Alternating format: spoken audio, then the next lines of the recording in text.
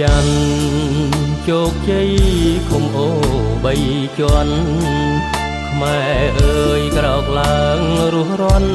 ប្រកាសអាសន្នសៀមប្លន់ដីខ្មែរពាត់លួងបន្លាចំការដីស្រែអូស្ទឹងដីគេចៅសៀមបងវ៉ាកែប្រវត្តិសាស្ត្រមិនឈរនៅស្ងៀមដូចក្មេងបៀមដៃយុវជនប្រងស្រីដំបងនៅដៃវិថីវិនះ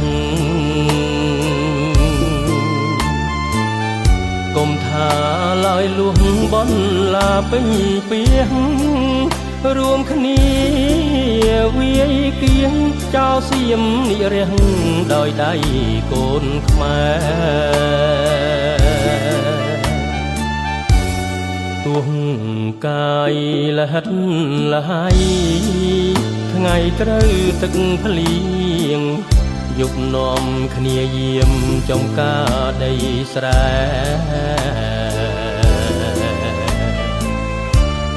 មុខសុចអង្គៀមស្ងៀមគ្មានត្អូញត្អែក្រោមពន្លឺខែព្រះអើយជួយថែដីស្រែយើងផ